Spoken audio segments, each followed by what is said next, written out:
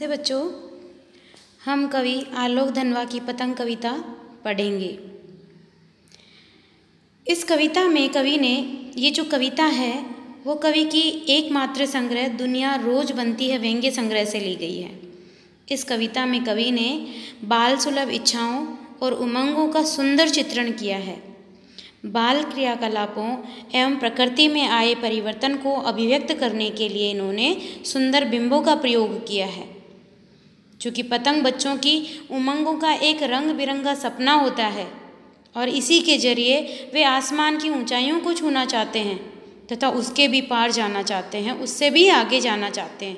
ये जो कविता है बच्चों को एक ऐसी दुनिया में ले जाती है जहाँ शरद ऋतु का चमकीला इशारा है तथा तितलियों की रंगीन दुनिया है।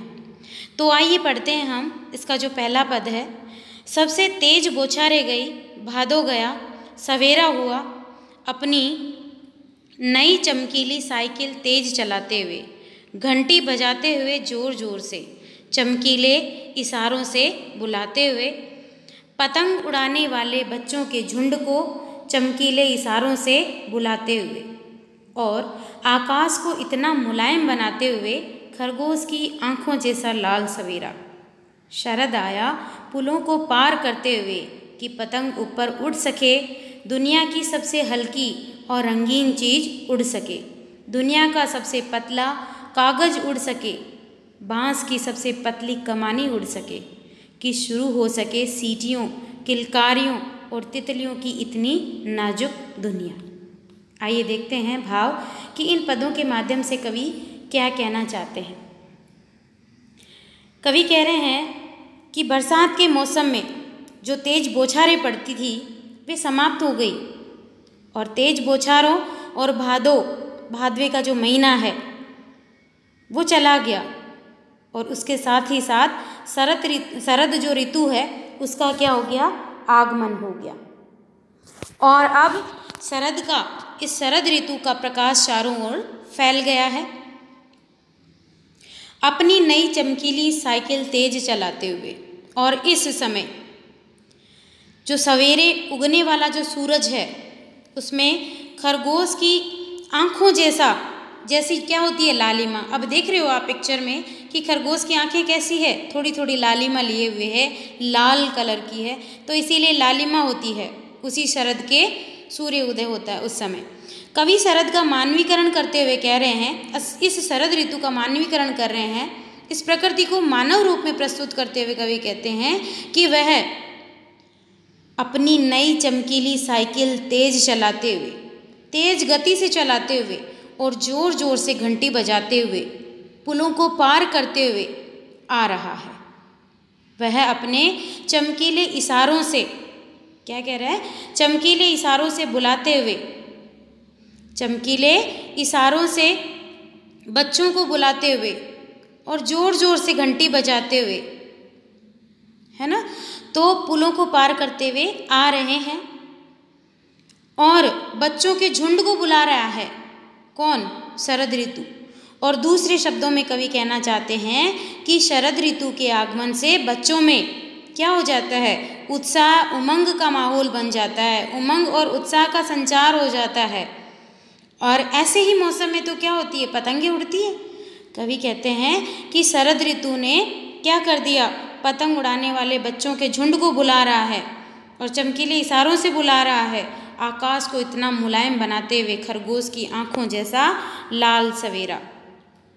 कवि कह रहे हैं कि पतंग जो है उत्साह, ये जो शरद ऋतु ने आकाश को कैसा बना दिया है, नर्म और मुलायम बना दिया है ताकि पतंग ऊपर उड़ सके, है ना, क्योंकि मौसम की स्थिरता हो जाती है तो पतंग आसानी से ऊपर उड़ सके।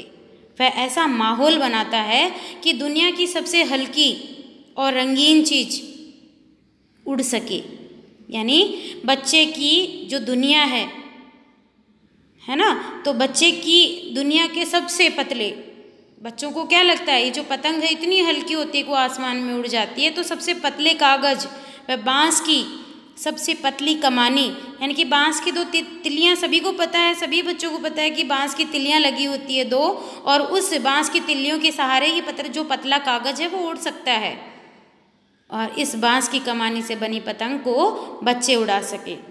और इन पतंगों को उड़ता देखकर क्या कर रहे हैं, उड़ सके। सीटियाँ, किलकारियों और तितलियों की इतनी नाजुक दुनिया, कवि कह रहे हैं कि इस सबसे पतली जो पतंग है वो उड़ती है, और इन पतंगों को उड़ता हुआ देखकर बच्चे क्या करते हैं, सीटियाँ बजाते हैं, किलकारियाँ भरते हैं, उत्साह से भर जाते हैं, उमंग से भर जाते हैं। और इस ऋतु में रंग बिरंगी तितलियाँ भी दिखाई देने लगती है। बच्चे भी तितलियों की भांति कोमल और नाजुक होते हैं, क्योंकि तितलियाँ क्या है, आसमान में उड़ती हुई सुंदर लगती है, वैसे ये जो पतंगे हैं वो भी आसमान में उड़ती हुई बहुत सुंदर लगती है। तो इसीलिए इन पतंगों की भी तितलियों जैसी नाजुक दुनिया। थोड़ा इसका काव्य सौंदर्य देख लेते हैं। कवि ने बिंबात्मक शैली में शरद ऋतु का सुंदर चित्रण किया है, बिंबों का प्रयोग करते हुए, चमकीली साइकिल चलाते हुए। तो चमकीली साइकिल हमारे जो है माइंड में आ जाता है, हमारी स्मृति में आ जाता है ना कि जरूर कोई चमकीली चमकदार कोई साइकिल आ रही होगी, है ना। और जैसे पुलों को पार करते तो हमें एक पुल की जो है स्मृति पटल में पुल की जो तस्वीर बन जाती है।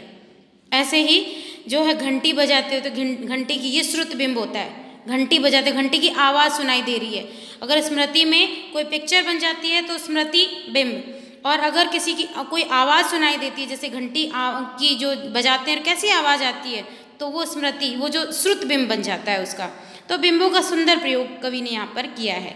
बाल सुलभ चेष्टाओं का अनूठा वर्णन किया है। बालकों की इन पतंगों को देखकर किस तरह के क्रियाकलाप करते हैं बालक, उनको व्यक्त करने की कोशिश की है कवि ने। शरद ऋतु का मानवीकरण किया है।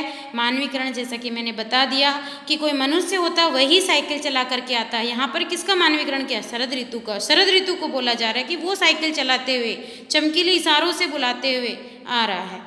उपमा, अनुप्रास, श्लेष, पुनरुक्ति, प्रकाश अलंकारों का सुंदर प्रयोग किया है। खड़ी बोली में सहज अभिव्यक्ति है और लक्षणा शब्द शक्ति का प्रयोग। अब लक्षणा शब्द शक्ति कैसे, क्योंकि क्या है, शरद ऋतु, शरद आ रहा है, चमकीले इशारों, इसके कहने के पीछे कोई और उद्देश्य है ना।